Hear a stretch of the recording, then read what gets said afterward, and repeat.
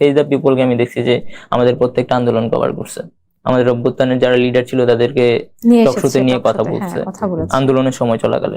32 কোটি টাকার চাঁদাবাজি করছে সমন্বয়ক রাফি, 15 সেকেন্ডে হচ্ছে মানে আপনাদেরকে ফিনিশ করে দিব। আপনার বিরুদ্ধে আমরা কিন্তু 5ই আগস্ট মানে জুলাই অভ্যুত্থানের পরে শুনতে পেয়েছিলাম যে একটা আর্থিক লেনদেন এরকম একটা অভিযোগ শুনেছিলেন যে 32 কোটি টাকার চাঁদাবাজি, মানে সমন্বয়ক রাফির বাইন্যান্স অ্যাকাউন্টে 32 কোটি টাকা। হ্যাঁ, তো এটা আসলে আপনি যদি ক্লিয়ার করতেন আমাদেরকে যে এটার জবাবে আপনি আসলে কি বলতে চাচ্ছেন। এটা প্রতিবেদনটা করেছিল হচ্ছে বাংলাদেশ প্রতিদিন নামের একটা অনলাইন পোর্টাল, যে সমন্বয়ক রাফির বাইন্যান্স অ্যাকাউন্টে 32 কোটি টাকা। তো তখন হচ্ছে আমাদের আবার ক্যাম্পাসে একটা আন্দোলন চলতেছিল, তো আমি যখন এটা দেখলাম, দেখার সাথে সাথে হচ্ছে আমাকে সাইফুল ভাই কল দিলেন ফেস দ্য পিপলের। তো সাইফুল ভাই কল দিয়ে বললেন যে তুমি একটু ইমার্জেন্সি একটা টক শোতে আসো। তো আমি মানে ক্যাম্পাসেই ছিলাম, প্রশাসনিক ভবনের সামনে, এখানে আন্দোলন চলতেছে, অনশন করতেছে শিক্ষার্থীরা। তো আমি তখনই আসলাম, আসার পরে হচ্ছে এটা নিয়ে কোয়েশ্চেন করলো। তো এবং 5 মিনিট পরেই পোস্টটা মানে ডিলিট হয়ে গেল, মানে আমিও মানে পোস্ট করলাম, এবং এটার কোনো ভিত্তি ছিল না, ভিত্তিহীন একটা বিষয় ছিল। এবং খুবই ইন্টারেস্টিং হচ্ছে যে 2-3 দিন আগেও একটা ছাত্রলীগের ফেসবুক আইডি থেকে সেই পোস্টটা করা হয়েছে, মানে যে পোস্টটা করা হয়েছে হুবহু লেখাটাই হচ্ছে সেই প্রতিবেদনে ছিল। তো আমার কাছে স্ক্রিনশট সবকিছুই আছে আমার কাছে। তো মানে এটার কোনো আসলে ভিত্তি ছিল না। এখানে আমাকে বলা হয়েছে যে আমার বিকাশ অ্যাকাউন্টে 91 লাখ টাকা লেনদেন হয়েছে, আমার আম্মার অ্যাকাউন্টে 31 লাখ টাকা, আর আমার বিকাশ অ্যাকাউন্টে 62 লাখ টাকা, টোটাল 91 লাখ 92 লাখ টাকা লেনদেন হয়েছে, কিন্তু হিসেব করলে আসে 91 লাখ। তো এখানে হচ্ছে আমার আব্বারে বলা হয়েছে যে আমার দাদা, আমার আব্বার নাম হচ্ছে চন্দন, তরিকুল ইসলাম খান চন্দন। তো বলা হয়েছে যে আমার দাদার নাম, আমার দুলাভাইয়ের নাম তরিকুল ইসলাম খান চন্দন। তো টোটাল জিনিসটা হচ্ছে মানে ভিত্তিহীন ছিল এবং রিউমার ছিল।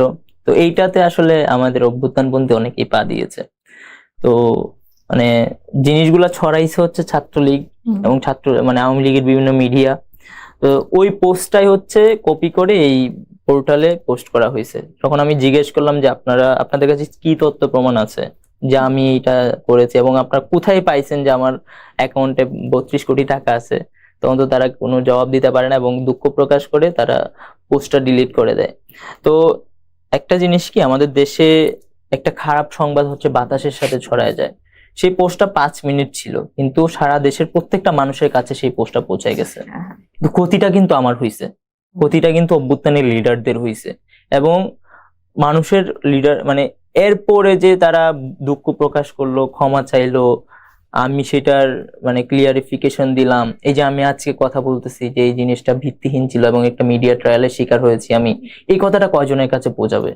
কিন্তু ওই যে 32 কোটি টাকার চাঁদাবাজি করছে সমন্বয়ক রাফি, এইটা কিন্তু বাংলাদেশের প্রত্যেকটা মানুষের কাছে পৌঁছাইছে। কিন্তু আমার ক্লিয়ারিফিকেশনটা যে আমি 5 মিনিট পরেই দিলাম, সেটা মানুষের কাছে পৌঁছায় নাই। যেই ধরেন একটা ছোট্ট অংশের সাথে যতগুলা মানে 10 কোটি মানুষের কাছে আমার ওই ভুয়া নিউজটা পৌঁছাইলো, আর সর্বোচ্চ 1 কোটি মানুষের কাছে আমার এই ক্লিয়ারিফিকেশনটা পৌঁছাবে। কিন্তু ওই যে 9 কোটি মানুষ আছে দেশের, ওই 9 কোটি মানুষ কিন্তু মনে করতেছে যে আসলেই সমন্বয়ক রাফির মানে অ্যাকাউন্টে মনে 32 কোটি টাকা পাওয়া গেছে। কিন্তু আপনি নর্মালি চিন্তা করেন যে মানে একটা বিকাশ অ্যাকাউন্টে মানে 5 মাসে মানে লিমিটেশন তো থাকে, 32 লাখ টাকা কি বিকাশ আমার পার্সোনাল বিকাশ অ্যাকাউন্টে লেনদেন এটা হয়?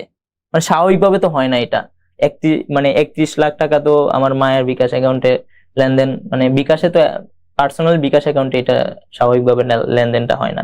মানুষ কিন্তু এগুলা বুঝবে না, এবং এটার ভিতরে কি লেখা আছে, অসামঞ্জস্যপূর্ণ কি কি আছে, এটা কিন্তু মানুষে খুঁজে বের করবে না।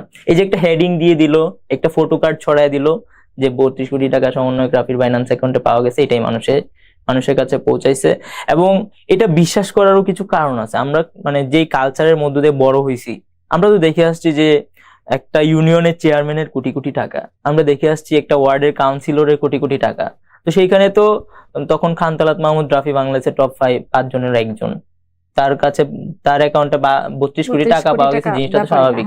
কারণ যেখানে বাংলাদেশে এত এত ইউনিয়ন, সেখানে একজন ইউনিয়ন চেয়ারম্যানই কোটি কোটি টাকা কামাইছে দুর্নীতি করে আওয়ামী লীগের আমলে, সেখানে তো রাফিদের তো আরো বেশি থাকার কথা, কারণ তারাই তো এই আন্দোলনটা করছে, করে হচ্ছে মানে দেশের মানে শেখ হাসিনাকে তাড়াই দিছে। তো এই জিনিসটা বিশ্বাস করাটা যেমন স্বাভাবিক, আবার এই যে এটা সুযোগটা, যে মানুষের যে এটা মানে চিন্তা ভাবনা, মানুষের আমরা যেটা কালচারটার মধ্যে দিয়ে বড় হয়েছি, সেটাকে ব্যবহার করেছে ছাত্রলীগ, এবং সেইটা প্রচারটা করেছে বিভিন্ন মানে অসাধু মিডিয়া, মানে যেটাকে আমরা হলুদ সাংবাদিকতা বলি। তো আমাকে মানে আমি হচ্ছে অভ্যুত্থানের পর একটা বক্তব্য দিয়েছিলাম যে 15 সেকেন্ডে হচ্ছে মানে আপনাদেরকে ফিনিশ করে দিব, মানে সেটা হচ্ছে মানে ভুলভাবে পোট্রে করা হয়েছে। আমাকে পুরাপুরি মিডিয়ার এগেইনস্টে দাঁড় করাই দিছে যে রাফি এক পক্ষে, মিডিয়া আরেক পক্ষে, অথচ মানে আমি এরকম কিছু বলি না। আমি বলছি যে যারা অসাধু সাংবাদিক আছে, যারা হচ্ছে ভুল তথ্য প্রচার করে, ভুয়া তথ্য প্রচার করে, তাদের বিরুদ্ধে আমাদের এইটা অবস্থানটা। কিন্তু আমাকে বলা হয়েছে যে রাফি তো মিডিয়ার বিরুদ্ধে, রাফি হচ্ছে মিডিয়াকে দেখতে পারে না।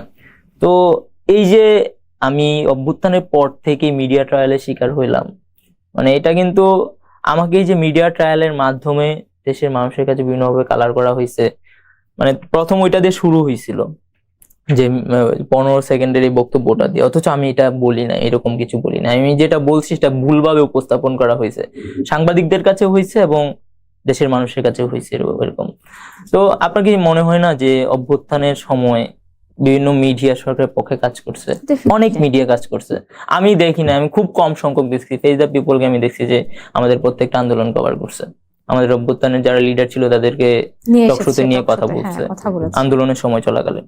তো এরকম কিছু মিডিয়া ছাড়া ম্যাক্সিমাম মিডিয়াই তো হাসিনার পাচারটা ছিল। তো এবং ভুয়া তথ্য প্রচার করা শুরু করছে অভ্যুত্থানের পর থেকে আমাদের এগেইনস্টে। এটা অস্বাভাবিক কিছু না, কারণ বিগত 17 বছরে যে গণমাধ্যমগুলো ছিল, গণমাধ্যমের কোনো স্বাধীনতা ছিল না, নিয়ন্ত্রণ করতো। তো আওয়ামী লীগ নিয়ন্ত্রণ করার প্রভাবে এই প্রভাবটা কিন্তু এখনো থেকে গেছে। হ্যাঁ, তো এই যে দেখেন, মানে আমি কিন্তু ওই সাংবাদিকদের এগেইনস্টে কথাটা বলেছি, কিন্তু পোট্রে করা হয়েছে ভিন্নভাবে।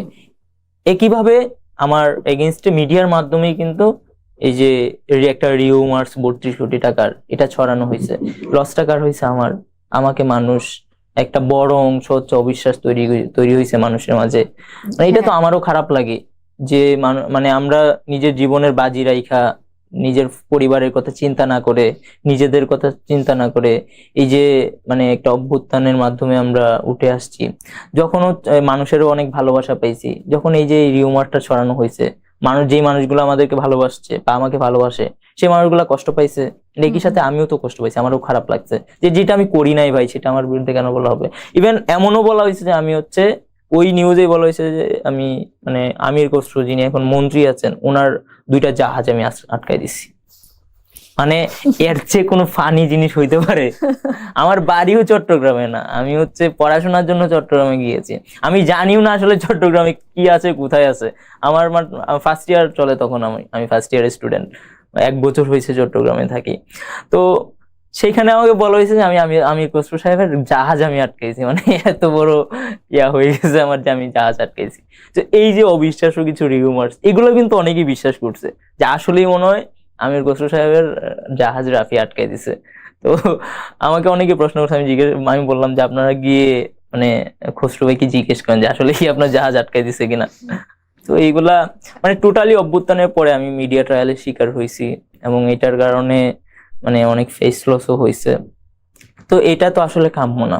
আমরা যেমন মানে অপসাংবাদিকতার বিরুদ্ধে, ঠিক একইভাবে হচ্ছে মানে গণমাধ্যমের স্বাধীনতার পক্ষে। মানে অভ্যুত্থানের পরে তো আমরা মানে আসলেই চাইছি যে প্রত্যেকটা সেক্টর তার স্বাধীনভাবে কাজ করুক, তাহলে না মানে এটা আসলেই ডেমোক্রেটিক কান্ট্রি হিসেবে এস্টাবলিশড হবে। নয়তো শুধু মুখে মুখেই গণতন্ত্র থাকবে, আসলে এটা গণতান্ত্রিক বাংলাদেশ হইতেছে না।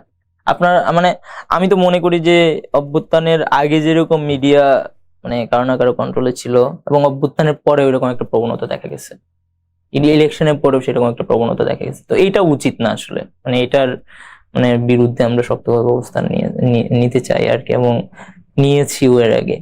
তো এটার এগেইনস্টে অবস্থান নেওয়ার কারণে আমাদের অনেক ক্ষতি করার চেষ্টা করেছে অনেকে, এবং এখনো করতেছে, হয়তো ফিউচারেও করবে আর কি।